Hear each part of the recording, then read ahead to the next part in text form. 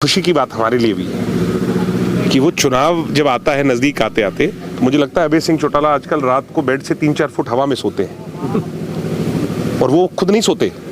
उनके इर्द गिर्द वाले जो है, भाई साहब मुख्यमंत्री बन गया, आपा तो थे मुख्यमंत्री बन गया और मेड ओएसडी बन गया, अर्जुन कैबिनेट मिनिस्टर बन सी और ओ बन सी।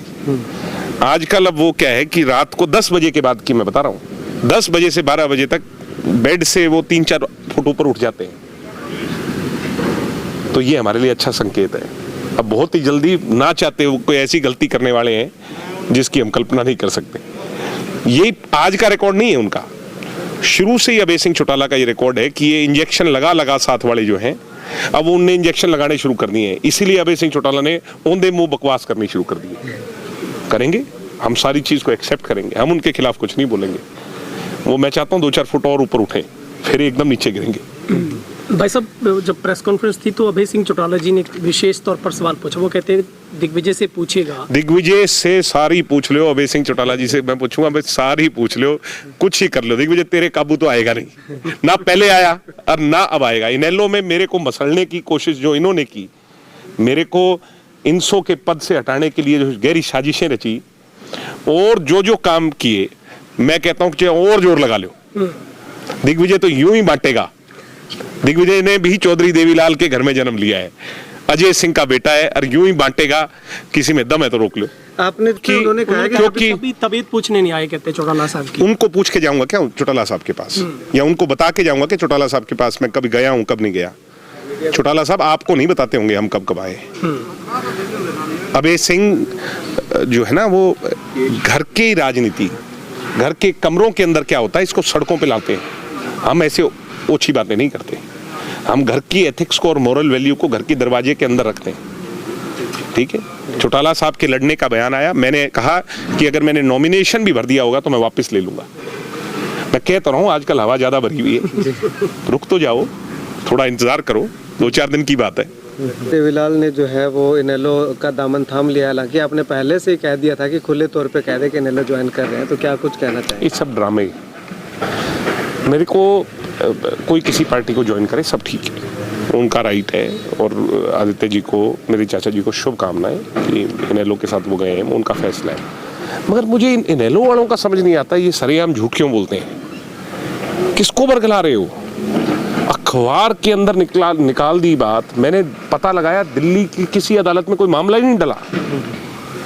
चौटाला साहब का नाम लेकर के ये कह रहे हैं कि चौटाला साहब डवाली से चुनाव लड़ेंगे और उनकी परमिशन हमने अप्लाई करी है। आप मीडिया के लोग हो, मैं आपसे कहूँगा आप भी बहुत जागरूक हो, आप पता लगाओ दिल्ली की किसी अदालत में कोई मामला डाला नहीं, पहली बात। दूसरी बात, कानूनी तौर पर अदालत में ये मामला जा ही नहीं सकता, ये मामला जाएगा इलेक्शन कमीशन के पास, सीसी परमिशन। तो सरेआम ये इतने बेचारे बौखला गए जो है ना, आज इतने घबराए हुए हैं, क्योंकि इनेलो का एक कार्यकर्ता जो चौधरी देवीलाल जी की विचारधारा से जुड़ा हुआ है, वो टूट करके इनेलो से अब जेजेपी में शिफ्ट हो रहा है। उसको रोकने की नाकाम चाल इनकी अब फेल हो गई। आज सुबह से जब से पता चला है कि आदित्य ही कैंडिडेट हैं, तो शाम तक कम से कम 500-700 घर ऐसे हैं जो जुड़ चुके हैं, आ करके जुड़ रहे हैं, टेलीफोनिकली कॉल करके जुड़ रहे हैं। आदित्य देवीलाल जी ने पिछले 10 वर्षों में 10-8 जब भी बीजेपी के कार्यकाल में वो रहे हैं, इस समय काल में आदित्य देवीलाल जी ने 2 विशेष पार्टियों को टारगेट किया है, जेजेपी और इनेलो। इनके लोगों को थाने तहसील के चक्कर कटवाए हैं, इनसे एक दुश्मनी पाली है। वो इनेलो के लोग अब इनको भूलेंगे नहीं। वो खुदा ना खास्ता चौटाला साहब की शर्म में जो इनेलो के पास बैठे थे, अब वो सारे के सारे अपना आशीर्वाद जो है वो जननायक जनता पार्टी को देंगे, हमारे साथ जुड़ेंगे। इनके साथ वो कभी नहीं थे। ये तो एक दूसरे को गाली और गोली देने वाले लोग, सिर्फ दिग्विजय को हराने के लिए, मैं कहता हूं कि अमित सियाग भी इनमें शामिल हो जाए तो भी ये मेरे को नहीं हरा पाएंगे, क्योंकि इस बार जननायक जनता पार्टी को जिताने का मन और डवाली की सोच को जिताने का मन यहाँ के लोगों ने बना दिया है। तो इस तरह की बातें करते आए हैं, ये उनका पुराना इतिहास है। मेरे चाचा हैं, मेरे आदरणीय हैं, मैं उनके बारे में कुछ नहीं कहूँगा, सिर्फ इतना ही कहूँगा कि परमात्मा उन्हें सद्बुद्धि दे। मगर एक ऐसा इसमें कोई दुराई नहीं है, अभय सिंह जी का जो कल्चर रहा, आज से नहीं, अब कहने को पुराना इतिहास में उन बातों पे नहीं जाऊंगा। 90s में जो बातें हुई और उसके बाद जो घटनाक्रम हुए होते रहे, 2000 की सरकार आई, किसने बदनाम किया? चौटाला साहब की राजनीतिक विरासत को बदनाम किसने किया? एक आदमी जिस पर यह आरोप बार बार लगता रहा कि धमकाने, डराने का, पीटने का, ये किस पे लगता रहा? और आज बुरा मत मानिएगा कि वो ही छवि अगली जनरेशन में भी चली गई। मेरे छोटे छोटे भाई हैं, वो जब हमसे इतनी बदतमीजी से बात कर सकते हैं तो वो आम जनमानस से कितनी बदतमीजी से बात करते होंगे, कैसे कैसे लांछन लोगों पे लगाते होंगे। ये कई बार हमें डराता है कि ऐसा नहीं होना चाहिए। देवीलाल ने जो है वो इनेलो का दामन थाम लिया, हालांकि आपने पहले से ही कह दिया था कि खुले तौर पे कह दे कि इनेलो ज्वाइन कर रहे हैं, तो क्या कुछ कहना चाहिए? ये सब ड्रामे। मेरे को कोई किसी पार्टी को ज्वाइन करे, सब ठीक है, उनका राइट है। और आदित्य जी को, मेरे चाचा जी को शुभकामनाएं कि इनेलो के साथ वो गए हैं, उनका फैसला है। मगर मुझे इन इनेलो वालों का समझ नहीं आता, ये सरेआम झूठ क्यों बोलते हैं? किसको बरगला रहे हो? अखबार के अंदर निकाल दी बात, मैंने पता लगाया दिल्ली की किसी अदालत में कोई मामला ही नहीं डला। चौटाला साहब का नाम लेकर के ये कह रहे हैं कि चौटाला साहब डवाली से चुनाव लड़ेंगे और उनकी परमिशन हमने अप्लाई करी है। आप मीडिया के लोग हो, मैं आपसे कहूँगा आप भी बहुत जागरूक हो, आप पता लगाओ दिल्ली की किसी अदालत में कोई मामला डाला नहीं, पहली बात। दूसरी बात, कानूनी तौर पर अदालत में ये मामला जा ही नहीं सकता, ये मामला जाएगा इलेक्शन कमीशन के पास, सीसी परमिशन। तो सरेआम ये इतने बेचारे बौखला गए, जो है ना, आज इतने घबराए हुए हैं, क्योंकि इनेलो का एक एक कार्यकर्ता जो चौधरी देवीलाल जी की विचारधारा से जुड़ा हुआ है, वो टूट कर करके इनेलो से अब जेजेपी में शिफ्ट हो रहा है। उसको रोकने की नाकाम चाल इनकी अब फेल हो गई। आज सुबह से जब से पता चला है कि आदित्य ही कैंडिडेट हैं, तो शाम तक कम से कम 500-700 घर ऐसे हैं जो जुड़ चुके हैं, आ करके जुड़ रहे हैं, टेलीफोनिकली कॉल करके जुड़ रहे हैं। आदित्य देवीलाल जी ने पिछले 10 वर्षों में, 10-8 जो भी, जब भी बीजेपी के कार्यकाल में वो रहे हैं, इस समय काल में आदित्य देवीलाल जी ने 2 विशेष पार्टियों को टारगेट किया है, जेजेपी और इनेलो। इनके लोगों को थाने तहसील के चक्कर कटवाए हैं, इनसे एक दुश्मनी पाली है। वो इनेलो के लोग अब इनको भूलेंगे नहीं। वो खुदा ना खास्ता चौटाला साहब की शर्म में जो इनेलो के पास बैठे थे, अब वो सारे के सारे अपना आशीर्वाद जो है वो जननायक जनता पार्टी को देंगे, हमारे साथ जुड़ेंगे। इनके साथ वो कभी नहीं थे। ये तो एक दूसरे को गाली और गोली देने वाले लोग, सिर्फ दिग्विजय को हराने के लिए। मैं कहता हूं कि अमित सियाग भी इनमें शामिल हो जाए तो भी ये मेरे को नहीं हरा पाएंगे, क्योंकि इस बार जननायक जनता पार्टी को जिताने का मन और डवाली की सोच को जिताने का मन यहाँ के लोगों ने बना दिया है। दिग्विजय जी, अभय सिंह चौटाला ने भी सवाल उठाए हैं कि कहते हैं कि हमें घर से निकाल दिया, पार्टी से निकाल दिया, हमारे पास कुछ नहीं था, तो इतने पैसे बांट रहे हैं, वो कहाँ से आए? वो कहते हैं ये लूट का पैसा है, मंदिरों में, गौशालाओं में शेड दे रहे हैं, कहाँ से आया इतना पैसा? ऐसा है, वो इस तरह की बातें करते आए हैं, ये उनका पुराना इतिहास है। मेरे चाचा हैं, मेरे आदरणीय हैं, मैं उनके बारे में कुछ नहीं कहूँगा, सिर्फ इतना ही कहूँगा कि परमात्मा उन्हें सद्बुद्धि दे। मगर एक खुशी की बात हमारे लिए भी है कि वो चुनाव जब आता है नज़दीक आते आते, तो मुझे लगता है अभय सिंह चौटाला आजकल रात को बेड से 3-4 फुट हवा में सोते हैं, और वो खुद नहीं सोते, उनके इर्द गिर्द वाले जो है, भाई साहब मुख्यमंत्री बन गया, आपा तो थे मुख्यमंत्री बन गया और मेड OSD बन गया, अर्जुन कैबिनेट मिनिस्टर बन सी और ओ बन सी। आजकल अब वो क्या है कि रात को 10 बजे के बाद की मैं बता रहा हूँ, 10 बजे से 12 बजे तक बेड से वो 3-4 फुट ऊपर उठ जाते हैं। तो ये हमारे लिए अच्छा संकेत है।